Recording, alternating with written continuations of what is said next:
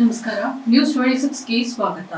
ಯಾದಗಿರಿ ಲೋಕಸಭಾ ಚುನಾವಣೆಯ ಹಿನ್ನೆಲೆಯಲ್ಲಿಂದು ಶಹಪುರ ವಿಧಾನಸಭಾ ಕ್ಷೇತ್ರದ ಕೆಂಬಾವಿ ಮಹಾಶಕ್ತಿ ಕೇಂದ್ರದ ಕಾರ್ಯಕರ್ತರ ಸಭೆ ಹಾಗೂ ಬಹಿರಂಗ ಚುನಾವಣಾ ಸಭೆ ಯಶಸ್ವಿಯಾಗಿ ನೆರವೇರಿತು. 10ನೇ ಸ್ಥಾನದಲ್ಲಿದ್ದ ಭಾರತದ ಆರ್ಥಿಕತೆ ಈಗ 3ನೇ ಸ್ಥಾನಕ್ಕೇರಿದೆ. ಶ್ರೀ ನರೇಂದ್ರ ಮೋದಿಜಿಯವರ ಮಾತಿಗೆ ವಿಶ್ವಾದ್ಯಂತ ಪ್ರಾಶಸ್ತ್ಯ ಹಾಗೂ ಗೌರವ ಸಿಗುತ್ತಿದೆ. 10 ವರ್ಷಗಳ ಹಿಂದೆ ಹಿಂಜರಿಕೆ ಕೀಳರಿಮೆಯಿಂದ ಬಳಲುತ್ತಿದ್ದ ಭಾರತ ಇಂದು ಮೋದಿಜಿಯವರ ನಾಯಕತ್ವದಲ್ಲಿ ಜಾಗತಿಕ ಸಮುದಾಯದ ಮಧ್ಯೆ ಎದೆಯುಬ್ಬಿಸಿ ಮುನ್ನುಗ್ಗುತ್ತಿದೆ ಎಂದು ಕೇಂದ್ರ ಸರ್ಕಾರ ಸಾಧನೆಗಳ ಕುರಿತು ಮಾತನಾಡಿದೆ.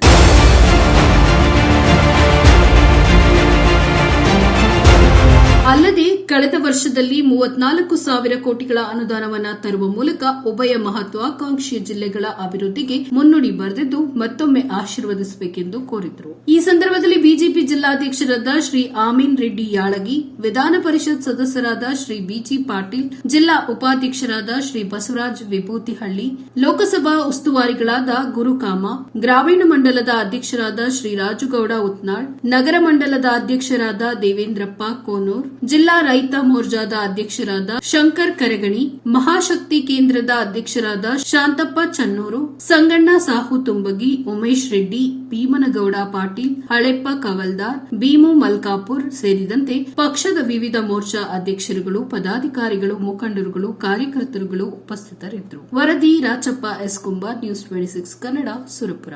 ಇದಾಗಿತ್ತು ಇವತ್ತಿನ ಅಪ್ಡೇಟ್ಸ್. ಇನ್ನಷ್ಟು ಸುದ್ದಿಗಾಗಿ ನೋಡ್ತಾ ಇರಿ ನ್ಯೂಸ್ 26 ಕನ್ನಡ. ನಾವು ನಿಮ್ಮೊಂದಿಗೆ.